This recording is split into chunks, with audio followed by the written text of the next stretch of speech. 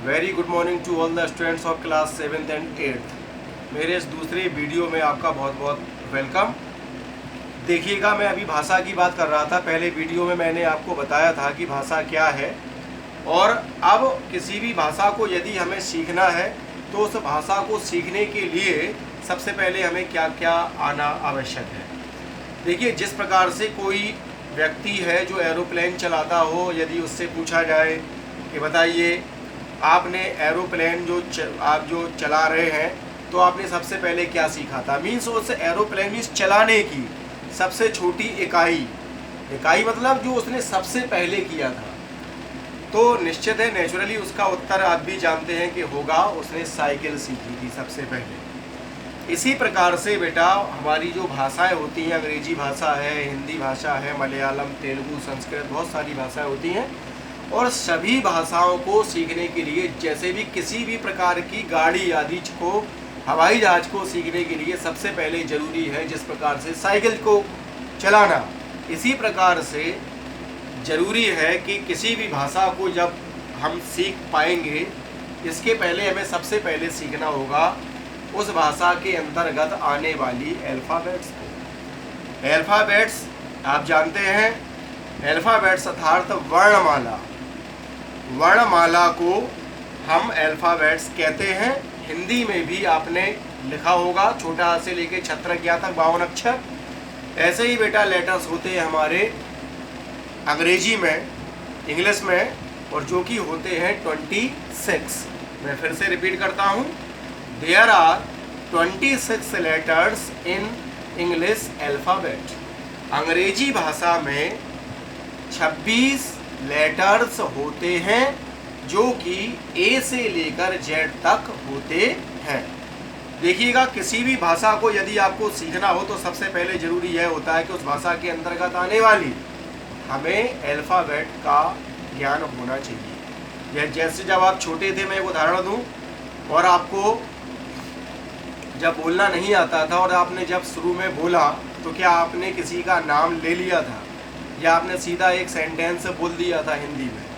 नहीं बोला था। आपने सबसे पहले उस भाषा, मैं आपकी बात कर रहा हूँ क्योंकि आप हिंदुस्तानी हैं, आप हिंदी बोलते हैं, आपकी हिंदी भाषा मातृभाषा है, आपने हिंदी सबसे पहले सीखी हुई थी, तो उसमें आपने सबसे पहले क्या बोला था? सबसे पहले आपने बोला था कोई एक लेटर। अगर आपको ध्यान ना हो तो आप किसी से पूछ सकते हैं अपने घर में।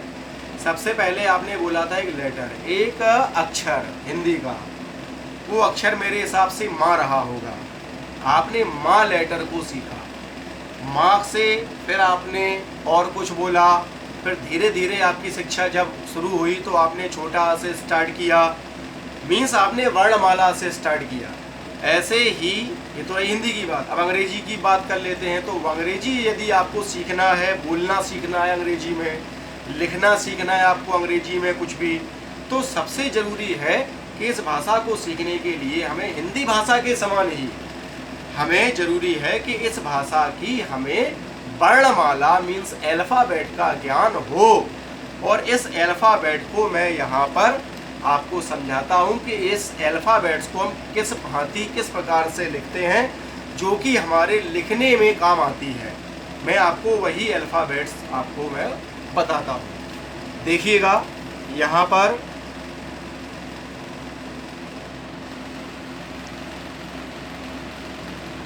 ALPHABET,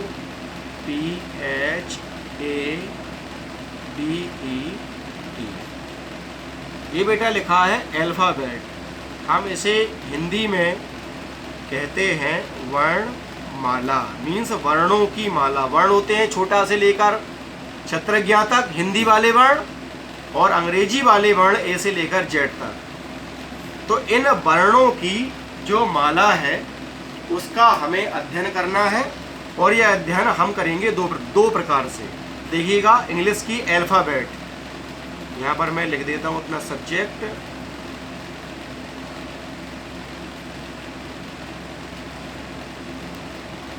English. देखिए, इंग्लिश की अल्फ़ाबेट जिसे हम दो प्रकार से लिख सकते हैं। पहले तो मैं बता देता हूँ अल्फ़ाबेट की डेफिनेशन क्या होगी। अगर कोई पूछे व्हाट इज़ अल्फ़ाबेट, अल्फ़ाबेट क्या है, ये नहीं उसने पूछा कि हिंदी की अल्फ़ाबेट या अंग्रेजी की, केवल अल्फ़ाबेट की अगर मैं बात करूं तो अल्फ़ाबेट क्या है मैं आपको बताऊं। A well arranged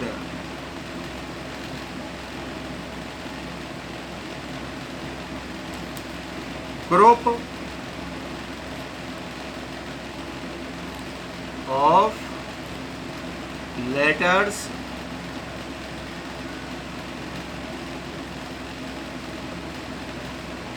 is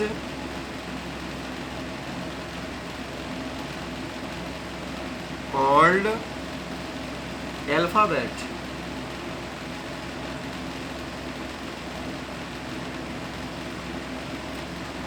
means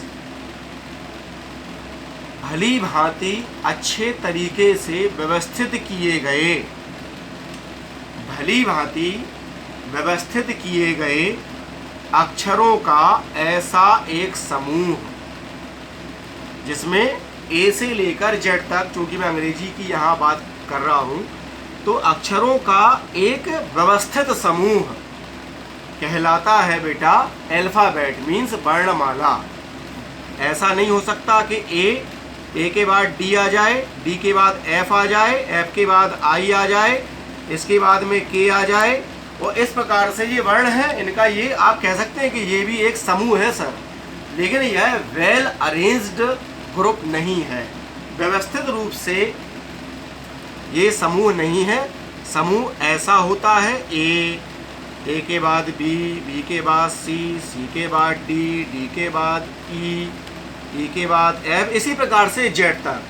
इसे बेटा कहते हैं हम अल्फ़ाबेट, चाहे हिंदी की हो या अंग्रेजी की हो। देखिएगा ये मैंने जो परिभाषा लिखी है, यह मैं चाहूँगा कि मैं जो होमवर्क दूंगा इस वीडियो के बाद आप उसमें उस होमवर्क को वो करें। मैं इसी से रिलेटेड, अपने वीडियो से रिलेटेड कुछ प्रश्न आपसे पूछूंगा। देखिएगा अब मैं कर लेता हूँ कि अल्फ़ाबेट जो है उसमें लेटर्स की सबसे पहले तो संख्या कितनी है हिंदी की भांति। हिंदी में होता है 52, अंग्रेजी में होते हैं बेटा 26। इंग्लिश की अल्फ़ाबेट में 26 लेटर्स होते हैं, जिन्हें हम दो प्रकार से जिन्हें हम लिख सकते हैं। पहला प्रकार है हमारा कैपिटल लेटर्स, जिसे आप बड़ी वाली ABCD भी आप बोलते हैं। देखिए वह किस प्रकार से लिखी जाती है मैं आपको बताऊं। सबसे पहले तो आप यह जान लीजिए कि कैपिटल लेटर में लिखने वाली जो ABCD है उसका प्रत्येक लेटर इन दोनों लाइन को टच करके लिखा जाता है। यह आप जान लीजिए, आपका होमवर्क भी है ये कि आपको इसी प्रकार से लिखना भी है। देखिए मैं लिखता हूँ और प्रयास करें कि ये लाइन आपकी ऊपर या नीचे अधिक ना निकले और बिल्कुल भी ना निकले, ये बिल्कुल लाइन में ही रहे। ए